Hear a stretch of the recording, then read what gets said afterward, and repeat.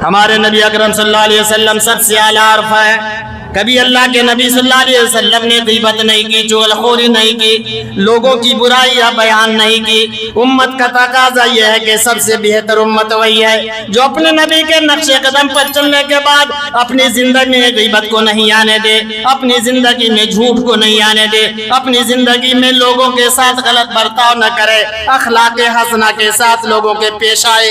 یہ اچھے امت کی پہچان ہے. یہی وہ ہیں کہ جن کے واسطے ختم رسول آئے، انہی پر ختم ہے خیر الامم کی جلوہ سامانی. اور اسی کو قرآن نے کہا کہ سب سے اچھا آدمی کون ہے؟ وَمَنْ أَحْسَنُ قَوْلًا مِّمَّنْ دَعَا إِلَى اللَّهِ وَرَسُولِهِ وَعَمِلَ صَالِحًا وَقَالَ إِنَّنِي مِنَ الْمُسْلِمِينَ. کہ سب سے بہتر آدمی وہ ہے، سب سے اچھا انسان وہ ہے جو لوگوں کو اللہ کی طرف بلائے، اللہ کی طرف دعوت دے. وہ آدمی سب سے اچھا ہے.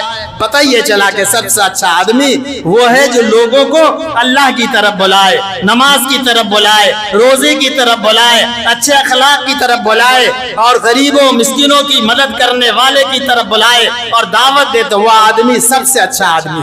بھائیو، اگر آپ بھی اللہ کے حدود کو توڑیں گے، جب اللہ کا عذاب نازل ہوگا تو قرآن کہتا ہے وَاتَّقُوا فِتْنَةَ لَا تُصِيبَنَ الَّذِينَ ظَلَمُوا مِنْكُمْ خَاصَّةً. اے لوگوں، ان فتنے سے بچو جن کی شامت خاص طور پر انہی لوگوں تک محدود نہ رہے گی جنہوں نے تم میں سے گناہ کیا ہے. یعنی ہم میں وہی لوگ نہیں اللہ کے عذاب میں جائیں گے جو شراب پیتے ہیں، جو شطرنج کھیلتے ہیں، جو جوا کھیلتے ہیں، اپنے بال بچوں کو گمراہ کرتے ہیں، بلکہ ان کا باپ بھی نہیں بچے گا، ان کا بھائی بھی نہیں بچے گا، ان کے جو عزیز ہے، قریب کے لوگ ہیں، وہ سارے لوگ اس عذاب میں گرفتار ہو جائیں گے. لہٰذا ہماری اور آپ کی ذمہ داری یہ ہے کہ جب ہم بہترین امت ہے تو ہمارا کام بھی بہتر امت اور بہتر نبی جو سب سے اعلیٰ نبی کا طریقہ کار رہا ہے اس طریقے پر ہم بھی اپنی زندگی گزاریں. السلام علیکم ورحمۃ اللہ وبرکاتہ. الحمد لله نحمده ونستعينه ونستغفره ونؤمن به ونتوكل عليه ونعوذ بالله من شرور أنفسنا ومن سيئات أعمالنا ومن يهده الله فلا مضل له ومن يضلل فلا هادي له وأشهد أن لا إله إلا الله وحده لا شريك له وأشهد أن محمدًا عبده ورسوله. أما بعد فإن خير الحديث كتاب الله وخير الهدي هدي محمد صلى الله عليه وسلم وشر الأمور محدثاتها وكل محدثة بدعة وكل بدعة ضلالة وكل ضلالة في النار. أما بعد فأعوذ بالله من الشيطان الرجيم. بسم الله الرحمن الرحيم. يوم نقول لجهنم هل امتلأت وتقول هل من مزيد وأزلفت الجنة للمتقين غير بعيد. هذا ما توعدون لكل أواب نفيس من خشي الرحمن بالغيب وجاء بقلب منيب. ادخلوها بسلام ذلك يوم الخلود لهم ما يشاءون فيها ولدينا مزيد. وكم أهلكنا قبلهم من قرن هم أشد منهم بطشا فنقبوا في البلاد هل من محيص. إن في ذلك لذكرى لمن كان له قلب أو ألقى السمع وهو شهيد. ولقد خلقنا السماوات والأرض وما بينهما في 6 أيام وما مسنا من لغوب. فاصبر على ما يقولون وسبح بحمد ربك قبل طلوع الشمس وقبل الغروب ومن الليل فسبحه وأدبار السجود واستمع يوم ينادي المناد من مكان قريب. يوم يسمعون الصيحة بالحق ذلك يوم الخروج. إنا نحن نحيي ونميت وإلينا المصير. يوم تشقق الأرض عنهم سرعا ذلك حشر علينا يسير. نحن أعلم بما يقولون وما أنت عليهم بجبار. فذكر بالقرآن من يخاف وعيد. فقد قال الله تبارك وتعالى في موضع آخر: بسم الله الرحمن الرحيم ولتكن منكم أمة يدعون إلى الخير ويأمرون بالمعروف وينهون عن المنكر وتؤمنون بالله.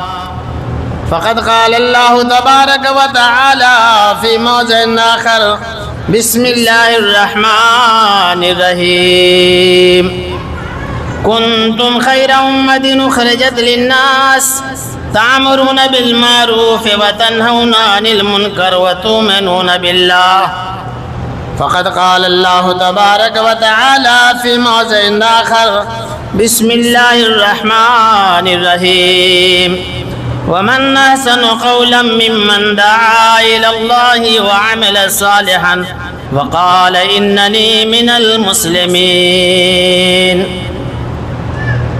فقال النبي صلى الله عليه وسلم: من رأى منكم منكرا فليغيره بيده وإن لم يستطع فبلسانه وإن لم يستطع فبقلبه وذلك عزف الإيمان. بزرگوں، نوجوانوں، عزیز بچوں،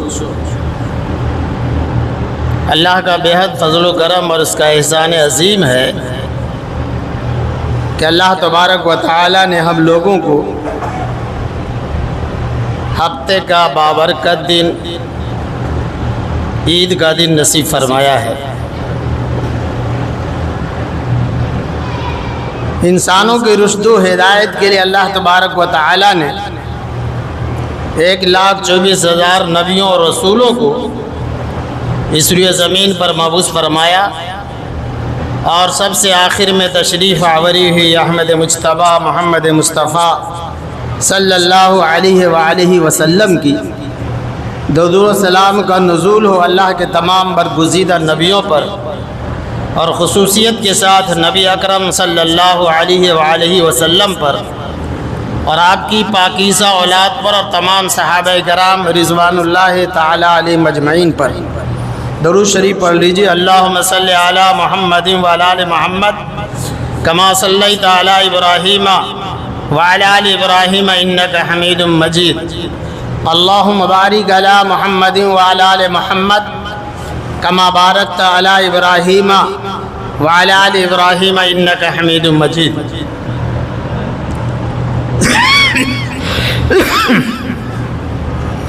بزرگوں، نوجوانوں، عزیز بچوں،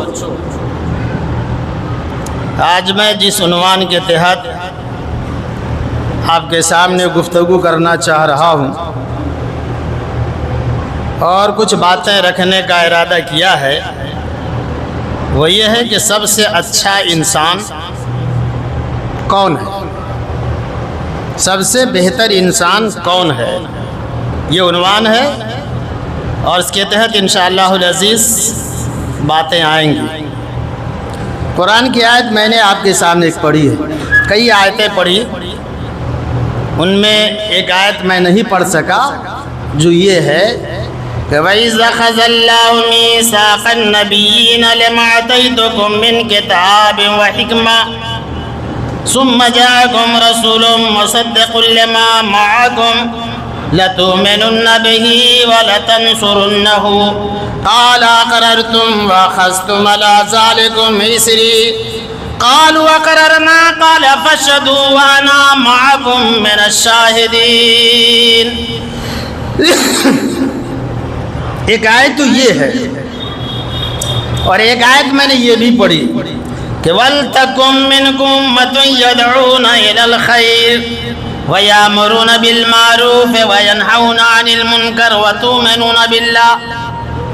اور تیسری آیت کنتم خیر امۃ اخرجت للناس تأمرون بالمعروف وتنہون عن المنکر وتؤمنون باللہ.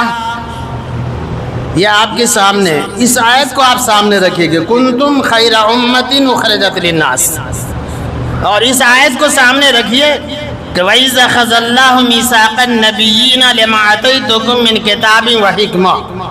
یہ دو آیات آپ کے سامنے ہیں اور ان دونوں آیات کے بارے میں ذرا آپ غور کیجئے اور جو باتیں کہی جائیں گی اس کو تھوڑا سنجیدگی سے سمجھنے کی اور سننے کی کوشش کیجئے، تب جا کر کے آپ کا معاملہ حل ہوگا۔ آپ سمجھ پائیں گے کہ اللہ کے نزدیک سب سے بہتر آدمی کون ہے، سب سے بہتر اللہ کا کون بندہ ہے، یہ بات سمجھ میں آئے گی۔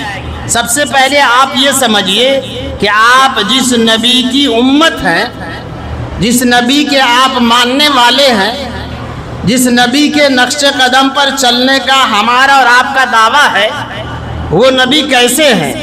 وہ نبی تمام نبیوں کے سردار ہیں، تمام نبیوں میں سب سے اعلیٰ اور افضل ہے اور آخری نبی ہے، خاتم الانبیاء ہے۔ ان سے بڑھ کر کوئی بھی نبی نہیں، ان سے بڑھ کر کوئی بھی پیغمبر نہیں۔ ٹھیک اسی طریقہ سے ہم سارے کے سارے لوگ محمد عربی صلی اللہ علیہ وسلم کی امت ہیں۔ جتنے بھی نبی اس لیے زمین پر آئے، سارے نبیوں کی امتوں کو ایک طرف رکھیے، ہر نبیوں کے ساتھ ان کی امت کو رکھیے، اور محمد رسول اللہ صلی اللہ علیہ وسلم کی امت کو محمد رسول اللہ کے ساتھ رکھیے، تو آپ کو یہ بات سمجھ میں آئے گی کہ جس طریقہ سے اللہ تبارک و تعالیٰ نے اپنے نبی کو سب سے اعلیٰ اور عرفہ بنایا ہے، تمام نبیوں کا سردار بنایا ہے، اور قرآن نے یہ ذکر کیا وَرَفَعْنَا لَكَ ذِكْرَكَ، اے نبی ہم نے آپ کو سب سے بلند اور بالا بنایا، سب سے عرفہ بنایا، آپ سے اعلیٰ اور عرفہ کوئی نہیں ہے۔ ٹھیک اسی طریقہ سے اللہ تبارک و تعالیٰ اپنے نبی کی امت کو کہہ رہا ہے کنتم خیر امت اخرجت للناس تأمرون بالمعروف وتنہون عن المنکر وتؤمنون باللہ۔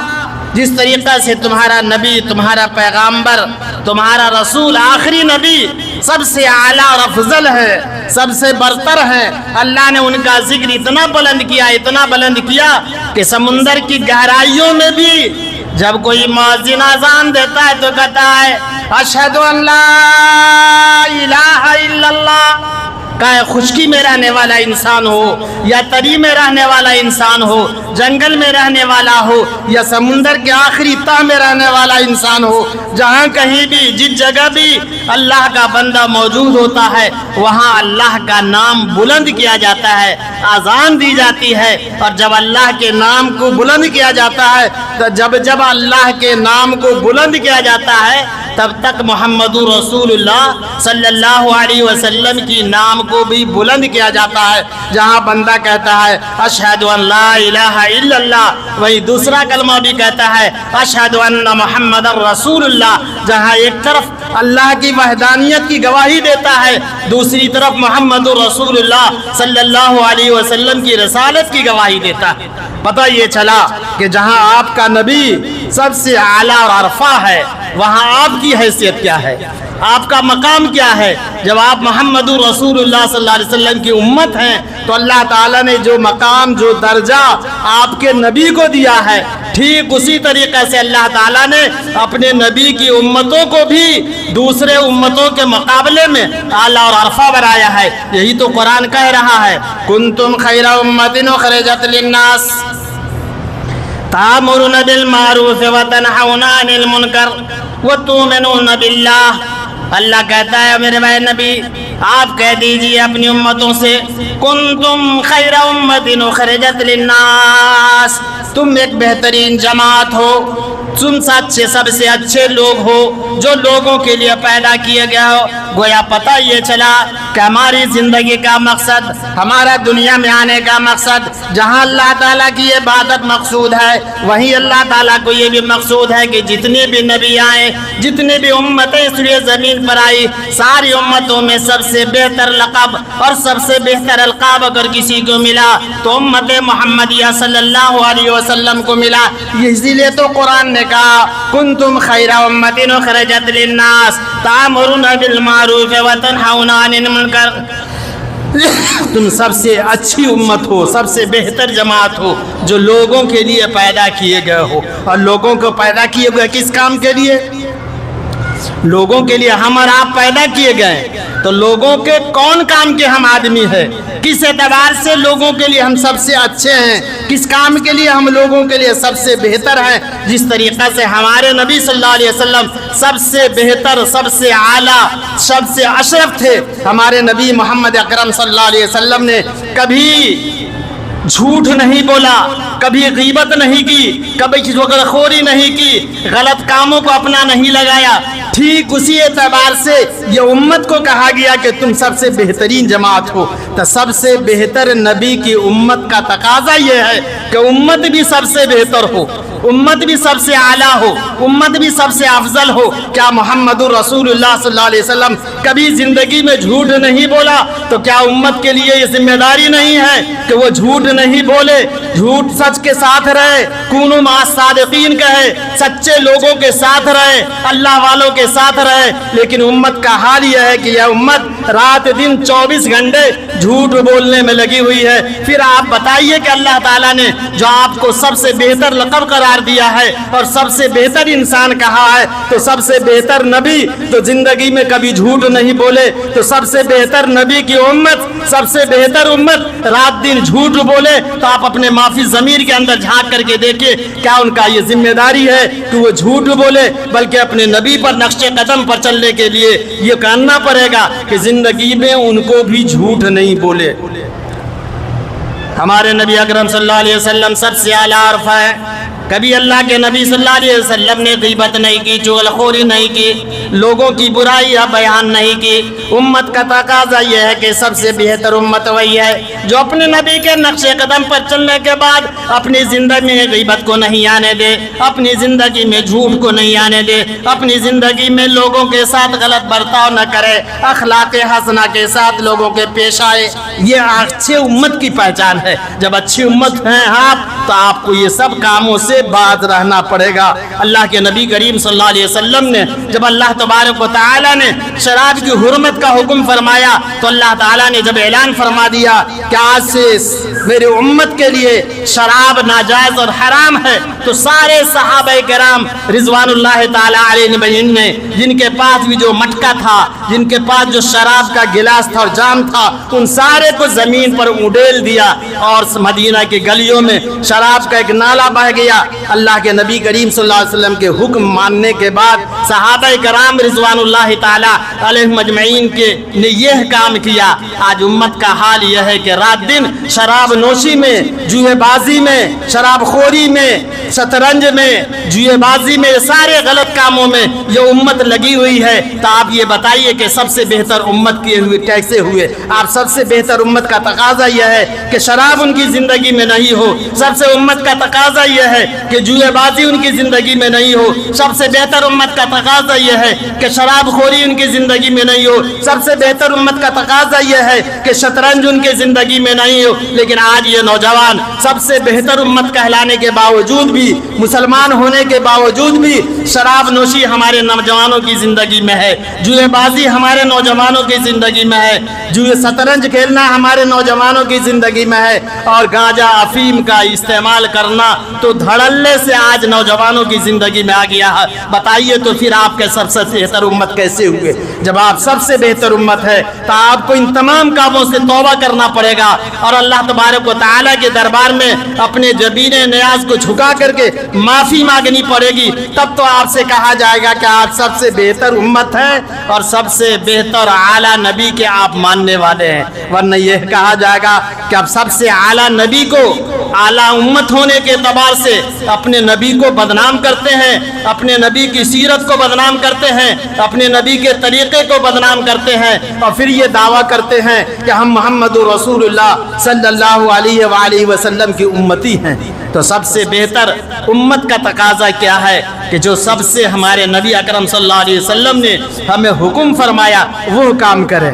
سب سے بہتر امت کا تقاضا یہ ہے کہ اللہ کے نبی کریم صلی اللہ علیہ وسلم نے شادی بیواہ کے معاملے میں جو طریقہ اپنایا، اس امت کو بھی اس طریقے کو اپنانا جانا چاہیے تاکہ یہ کہا جائے گا کہ حقیقت معنوں میں یہ محمد رسول اللہ کے امتی ہیں۔ لیکن آج ہمارے گھر میں لڑکیاں ہو رہی ہیں، آپ کے گھر میں لڑکیاں ہو رہی ہیں، آپ کے گھر میں لڑکے بھی ہو رہے ہیں، ساری چیزوں کی ولادتیں ہو رہی ہیں۔ اللہ کے نبی کریم صلی اللہ علیہ وسلم کے گھر میں بھی بیٹے بھی ہوئے اور بیٹیاں بھی ہوئی، ساری چیزیں ہوئی، لیکن اللہ کے نبی محمد رسول اللہ صلی اللہ علیہ وسلم نے اس شادی اور بیاہ کو بھاری نہیں بنایا، گرا نہیں بنایا، بلکہ سب سے آسان طریقہ اللہ کے نبی محمد رسول اللہ صلی اللہ علیہ وسلم نے بیان فرما دیا کہ مساجد میں 2-4 افراد حاضر ہو جائیں اور نکاح پڑھا دیا جائے، لڑکی کو رخصتی کر دی جائے۔ لیکن آج ہم میں کا نوجوان، ہم میں کا مسلمان، چاہے امیر گھرانے سے تعلق رکھتا ہو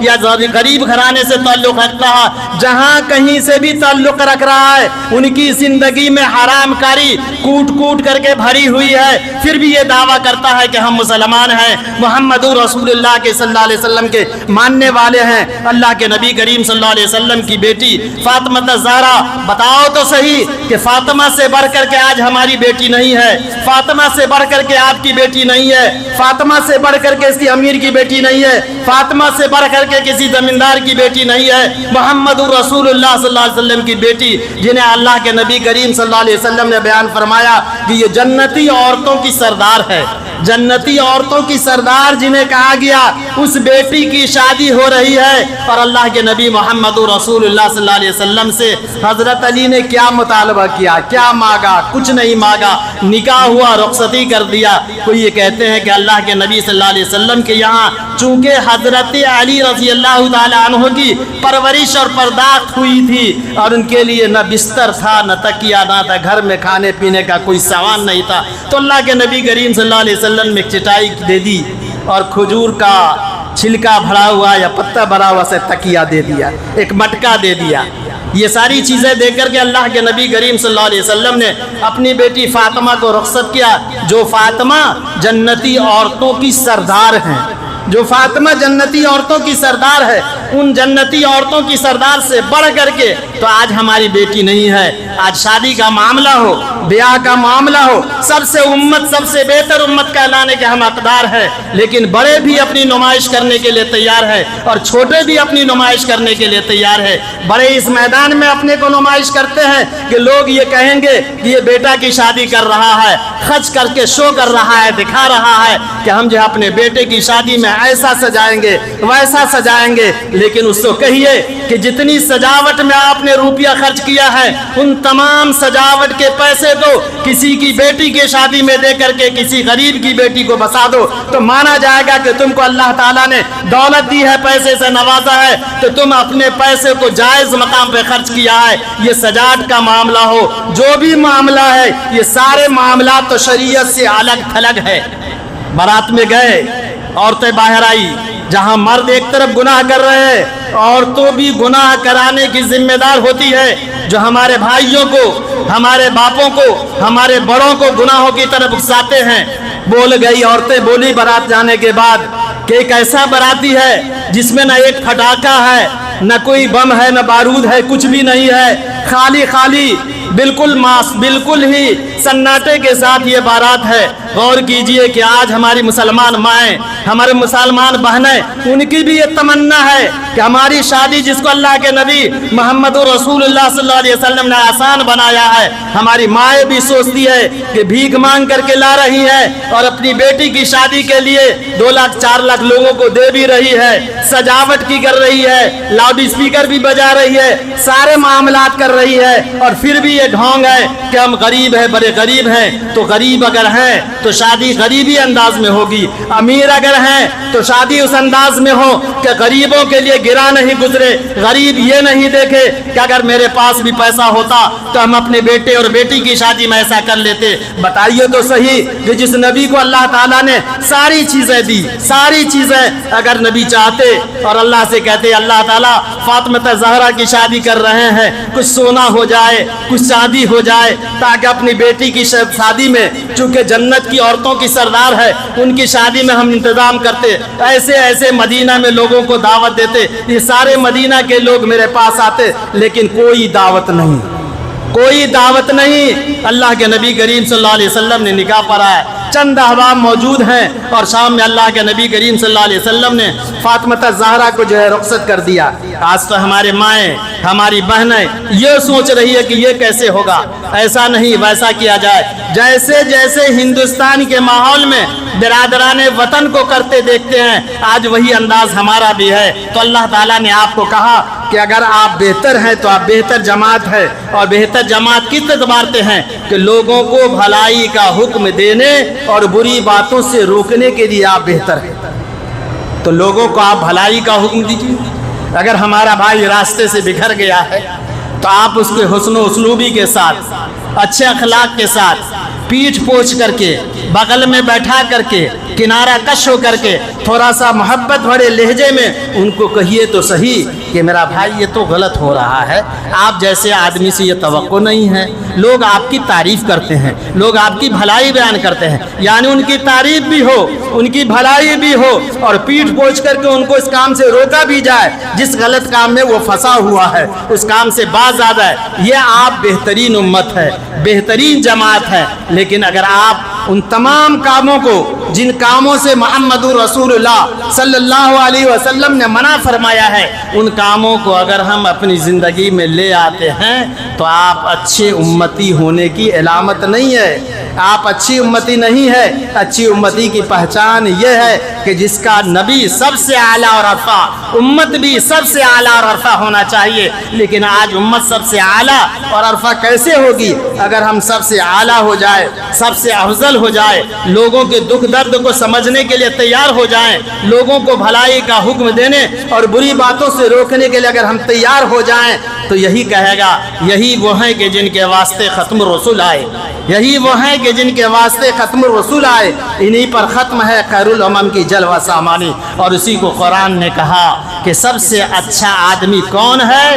وَمَنْ أَحْسَنُ قَوْلًا مِّمَّنْ دَعَا إِلَى اللَّهِ وَرَسُولِهِ وعمل صالحا وقال اننی من المسلمین۔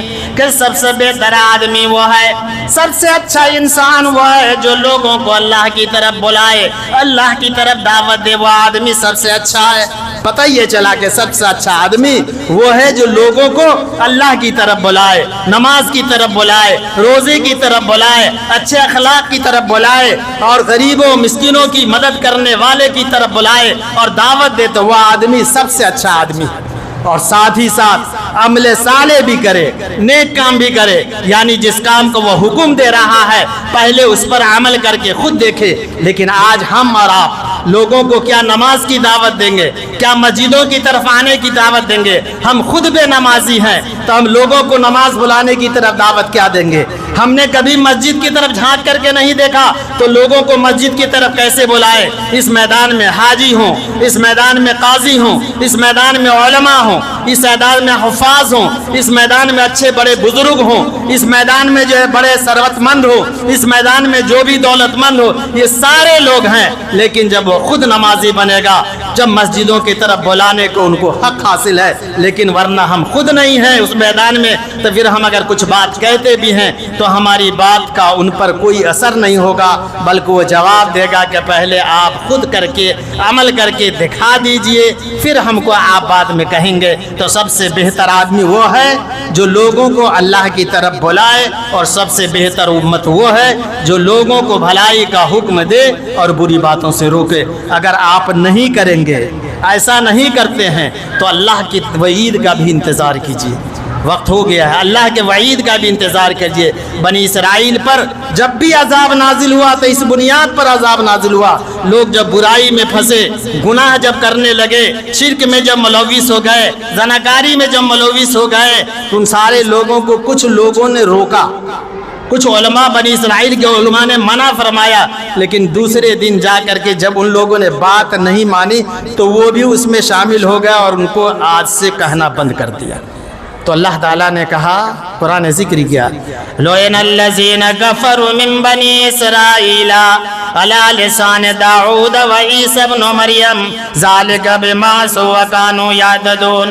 کہ بنی اسرائیل میں جن لوگوں نے گناہ کیا، جن لوگوں نے برائی کی، جن لوگوں نے لوگوں کی باتوں کو، نیک لوگوں کی باتوں کو نہیں مانا، تو حضرت داؤد علیہ السلام کی زبان سے، حضرت عیسیٰ ابن مریم کی زبان سے اللہ تعالیٰ نے ان پر لعنت فرمائی. یعنی داؤد علیہ السلام نے بھی ان کے لیے لعنت کی دعا کی اور عیسیٰ ابن مریم نے بھی اس کے لیے لعنت کی دعا کی. یعنی اللہ کے عذاب میں وہ سارے لوگ گرفتار ہو گئے. لعن الذین کفروا من بنی اسرائیل علی لسان داؤد و عیسیٰ ابن مریم ذالک بما عصوا وکانوا یعتدون. داؤد علیہ السلام اور عیسیٰ ابن مریم کی زبان سے لعنت کی گئی ان لوگوں کے لیے جو گناہ میں پھنسے ہوئے تھے، اور وہ لوگ جو گناہ نہیں کرتے تھے لیکن گناہ گاروں کے ساتھ تھے. آج ہمارا بھی حال یہی ہے. ایک جواری کے یہاں میری دعوت ہوتی ہے، شوق سے جواری جن کا جوئے ہی رزق ہے، جن کی روزی روٹی جوا ہے، جو سرے سے حرام ہے، آج وہ دعوت دیتا ہے تو شوق سے ہم ان کے گھر بھی کھا لیتے ہیں. اگر وہ شادی بیاہ کے معاملے میں اگر دعوت دیتا ہے تو شوق سے ہم، یعنی کنارہ کشی کا آج جذبہ ہم میں نہیں ہے کہ یہ شخص جواری ہے ان کے ہم کیوں دعوت کھائیں گے، یہ شخص شرابی ہے ان کے یہاں ہم کیوں جائیں گے، یہ شخص جو ہے شطرنج کھیلنے والا ہے اس کے ساتھ کیوں ہوں گے. آج یہ ہمارے اندر خرابی ہے. ہمارا ایمان بھی بالکل مردہ ہو چکا ہے، ہمارے ایمان میں طاقت نہیں رہ گئی. ہم سب لوگ خاموش تماشائی ان کو کہتے سنتے ہیں، ان کے ساتھ بھی رہتے ہیں. یہ سارے معاملات ہوتے ہیں. اللہ کے نبی کریم صلی اللہ علیہ وسلم کے صحابہ نے خود بنی اسرائیل میں جن کو اللہ تعالیٰ نے سنیچر کے دن مچھلی شکار نہ کر کے منع فرمایا تھا، لیکن نہیں مانا، ہیلا کیا. آج ہم لوگ بھی ہیلا کرتے ہیں. کیا ہیلا کرتے ہیں؟ شراب پینے والا کہتا ہے کہ جب تک شراب ہم نہیں پیئیں گے ہم کو چین نہیں ہوگا. بنی اسرائیل کہتا تھا کہ ویسا ہیلا تو اس کا نہیں تھا. اس کا ہیلا یہ تھا کہ وہ کیاری بنا لیا سنیچر کے دن، اور مچھلی آ کر کے سنیچر کے دن زیادہ آتی تھی سمندر سے، اس میں پھنس جاتی تھی، اور اتوار کے دن وہ لوگ نکال کر کے اس کو اپنے گھروں میں بنا کر کے کھاتے تھے. جب کھاتے تھے تو کچھ لوگوں کو جب خوشبو بھی ملی کہ بھائی یہ مچھلی کی خوشبو ہے کہاں سے ہے، لوگوں نے پوچھا تو کہا ہم لوگ اتوار کے دن شکار کرتے ہیں، سنیچر کے دن نہ اللہ منع فرمایا ہے، ہم تو اتوار کے دن شکار کرتے ہیں. کہا کہ نہیں، یہ ہیلا چھوڑو، اس کام کو چھوڑو. نہیں چھوڑا تو کچھ لوگ تو کنارے ہو گئے، اس سے الگ ہو گئے، بالکل الگ تھلگ. اور کچھ لوگ ایسے بھی ہوئے جو منع کرتے، خود گناہ نہیں کرتے تھے، مچھلی کا شکار نہیں، لیکن منع کرتے تھے، اور منع کرنے کے بعد بھی نہیں مانے تو وہ بھی ان کے ساتھ ہو گئے، ان کی دعوت میں شریک ہو گئے. یہ سارا معاملہ ہوا. جو لوگ اسے کنارہ کشی اختیار کر لیے تھے اس بستی میں انہیں ایک دیوار کھڑی کر دی. کہا تم لوگ ادھر رہو، ہم لوگ ادھر رہیں گے، ہم تمہارے ساتھ نہیں رہیں گے. اللہ کا عذاب جب نازل ہوگا تو ہم بھی نہیں بچیں گے، تم بھی نہیں بچو گے. تمہاری وجہ سے اللہ کا عذاب آئے گا، اس عذاب میں ہم بھی گرفتار ہو جائیں گے. ایک دیوار کھینچ دیا، اور دیوار کھینچنے کے بعد وہ جتنے بھی ہیلا اور بہانہ سے شکار کرنے والے تھے وہ ایک طرف، اور منع کرنے والے، سختی سے روکنے والے ایک طرف. ہمارے تمہارے کھانے میں، تمہارے پینے میں، تمہارے بیٹھنے میں، تمہارے سہنے میں، تمہارے رہنے میں ہم تمہارے ساتھ نہیں ہیں، بالکل تم سے الگ تھلگ ہے. اس لیے الگ تھلگ ہے کہ تم نے اللہ کے حکم کی نافرمانی کی، ان کے اللہ کے حدود کو توڑا ہے، اس لیے ہم تمہارے ساتھ نہیں رہیں گے. نتیجہ کیا ہوا؟ نتیجہ یہ ہوا کہ اللہ تعالیٰ نے کئی دنوں کے بعد دیوار تو کھڑی کر دی. سارے لوگ جو اس میں تھے، سارے لوگوں کو اللہ تعالیٰ نے ذلیل بندر بنا دیا، اور قرآن نے کہا کونو قردۃ خاسئین. اے نافرمانو، اللہ کے حدود کو توڑنے والوں، تم تمام کے تمام ذلیل بندر ہو جاؤ. جب صبح ہوئی، تاخیر ہو گئی، کوئی بھی آدمی اپنے گھروں سے نکل کر کے باہر نہیں آیا. لوگوں نے دیکھا جو لوگ اچھے کنارہ کشی اختیار کیے تھے، آواز آ رہی ہے بندر کی. لوگوں نے کہا تاخیر ہو گئی، کیا بات ہے؟ مرد جو ہے مرد بندر بن گیا، اور جو ہے بندریہ بن گئی. چھوٹے چھوٹے بچے بھی، جو بچہ تھا بچی تھی، وہ تمام کے تمام بندر تمام کے تمام بن گئے. ان کے کانوں میں بندر کی آواز گئی. دیکھا کہ تمام کے تمام لوگ، جن لوگوں نے اللہ کے حدود کو توڑا تو اللہ تعالیٰ نے ان کو ذلیل بندر بنا دیا. کونو قردتن خاسئین۔ میرے بھائیو، اگر آپ بھی اللہ کے حدود کو توڑیں گے، جب اللہ کا عذاب نازل ہوگا تو قرآن کہتا ہے واتقوا فتنۃ لا تصیبن الذین ظلموا منکم خاصہ، اے لوگو ان فتنے سے بچو جن کی شامت خاص طور پر انہی لوگوں تک محدود نہ رہے گی جنہوں نے تم میں سے گناہ کیا ہے۔ یعنی ہم میں وہی لوگ نہیں اللہ کے عذاب میں جائیں گے جو شراب پیتے ہیں، جو شطرنج کھیلتے ہیں، جو جوا کھیلتے ہیں، اپنے بال بچوں کو گمراہ کرتے ہیں، بلکہ ان کا باپ بھی نہیں بچے گا، ان کا بھائی بھی نہیں بچے گا، ان کے جو عزیز ہے، قریب کے لوگ ہیں، وہ سارے لوگ اس عذاب میں گرفتار ہو جائیں گے۔ لہٰذا ہماری اور آپ کی ذمہ داری یہ ہے کہ جب ہم بہترین امت ہے تو ہمارا کام بھی بہتر امت اور بہتر نبی جو سب سے اعلیٰ نبی کا طریقہ کار رہا ہے اس طریقے پر ہم بھی اپنی زندگی گزاریں۔ وقت ہو چکا ہے، اللہ سے دعا ہے کہ اللہ تعالیٰ جب ہم سب سے اچھے انسان بننا چاہتے ہیں تو آپ کو بہتر امت بننی پڑے گی، اور بہتر امت کا تقاضا یہ ہے کہ لوگوں کو بھلائی کا حکم دینا اور بری باتوں سے روکنا ہماری اول ذمہ داری ہے۔ اللہ جب تک ہم لوگوں کو اس لیے زمین کے اوپر رکھے، محمد رسول اللہ صلی اللہ علیہ وسلم کی امت ہونے کی حیثیت سے اللہ کے نبی کریم صلی اللہ علیہ وسلم کی سنت اور سیرت کے مطابق زندگی گزارنے کی توفیق عطا فرمائے۔ جب تک دنیا کے اندر کے ایمان و اسلام پر رکھے، جلے چلے تو خاتمہ بالخیر کرے۔ صلی اللہ تعالی علی خیر خلقہ وآلہ وصحبہ اجمعین برحمتک یا ارحم الراحمین۔